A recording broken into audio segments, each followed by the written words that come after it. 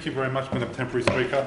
And I rise today to speak on the Mining Legislation Amendment, Uranium Exploration Bill 2012. And I, as you may imagine, will be speaking strongly against this bill.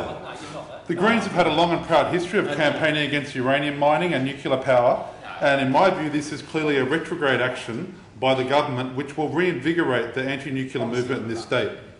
The mining of uranium in other states continues to be an environmental disaster, and the legacy of nuclear waste is one that we should not be leaving for future generations. Quite simply, uranium mining does not have a social licence. It was not a policy taken to this state election, and in New South Wales, the government should respect that. The government has no mandate to lift the 26-year moratorium on uranium exploration. It did not make its intentions clear at last year's election, and I'm sure the public, as many members in my electorate are, will be horrified that the government is seeking to overturn such important protections. It's also the case that the government has not been completely honest with the public because we have seen so many different positions being reported. First of all, there was the ruling out of the lifting of the moratorium, which we'll all remember well. Now we have a complete U-turn, and we have a bill in the House to lift that moratorium, which was previously committed to. My concern, and the concerns of we Greens, is that the uranium and nuclear lobby, with the support of this government, has trumped the community interest and seem to have got their way, at least partially. In light of the Fukushima disaster last year, it's astonishing that both at state and federal level, governments in Australia are opening the way for increased uranium mining and the risky export of radioactive materials around the world. New South Wales should not follow that lead, and it does not need to, and it is not an action which, in our view, will be supported by the public. And here I also have significant criticism for the federal Labor government, as well as what is happening here in the New South Wales Parliament. While the government may claim that it's only about exploration and confirming a resource, as we've heard before, it's absurd to separate this decision from potential future mining.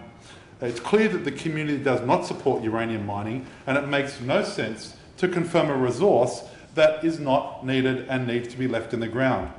It's also very much the case that we already know a lot about what uranium exists in New South Wales, with exploration having previously been conducted across the state.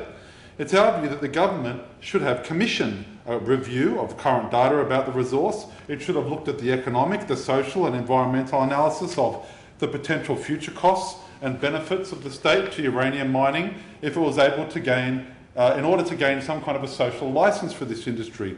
But the fact none of this basic work has been undertaken, the fact that none of this cost-benefit analysis, this social impact statements, environmental impact statements have been undertaken, demonstrates, in my view, that the government is aware that any such analysis would provide no justification for this industry. We've heard the member for Liverpool talk about Rum Jungle uranium mine in the Northern Territory, and I'll spend a moment just addressing this matter because there is a strong link, a nexus in fact, between exploration and mining. And we know that during the time of the operation of this mine there was significant environmental damage, similar to that to a copper mine, with major additions including an ongoing struggle with waste management of uranium tailings and water contamination with radiological chemicals. Now that's 41 years, Madam Temporary Speaker, after its closure, and the waterways are yet to be rehabilitated, and the mine drainage continues to pollute the local river. And we know that the federal government will spend $7 million over the next 4 years just to determine how to deal with the contamination of water in the local area. Now, after this research is complete, millions of dollars more will then have to be spent to rehabilitate the environment with no guaranteed outcomes. And we know that in the Northern Territory, which does not, unfortunately, I should say, have a prohibition law like that of New South Wales, there's been a whole range of mineral exploration, in particular uranium exploration, more than just Rum Jungle. The naturally stunning and ecologically diverse Kakadu National Park, home to Ranger Mine, that in the last 30 years has significantly impacted Kakadu, with more than 150 leaks, spills and licence breaches. A radioactive spill has a very real threat of contaminating the land and groundwater with radioactive chemicals that pose a severe threat to human health. In 2009, the federal government, concerned about this damage, appointed an independent scientist to assess the environmental impact of the mine. Among other things, the results revealed that each day 100,000 litres of contaminated water was leaked into the ground surrounding the Ranger uranium mine. We know Olympic Dam, which is the world's largest uranium mine, is situated in regional South Australia. And that dam has been approved for expansion even without a strategy for the safe disposal of nuclear tailings.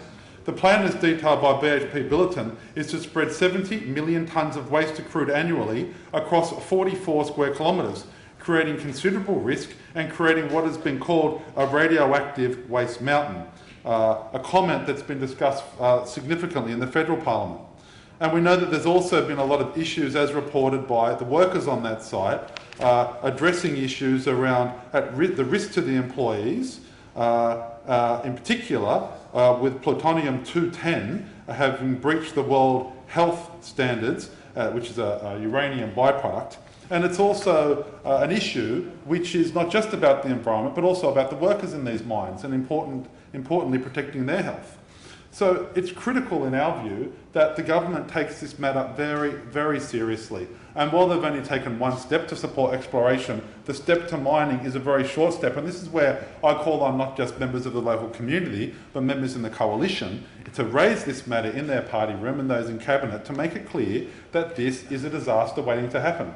Not just because of the protests, as we heard from the member for Liverpool, with communities where people are driving their trucks, where the lorries are coming through communities full of uranium, where there are environmental and health issues, where there are social issues as well, but also where people in the community feel like they haven't been heard on this issue. Where was the policy in the run-up to the election? It was only 12 months ago, less than 12 months ago. That to us is an important question that needs to be answered.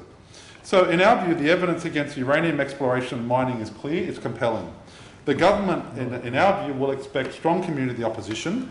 And it seems to me that in my electorate in particular, and I can speak for my electorate, that my electorate, members of the electorate, whether they be Labor or Liberal or Green or Coalition kind of leaning, have expressed that concern. So I call on the government to seriously reconsider this bill, and even if this bill is passed, that then the real test will come at the mining stage, and the government should not proceed with mining uranium because of all the issues that have been raised. So I look forward to the government reviewing very seriously the support for this type of bill, in particular when it comes to mining, ensuring that full analysis is done, which will demonstrate quite clearly the flaws in uranium mining.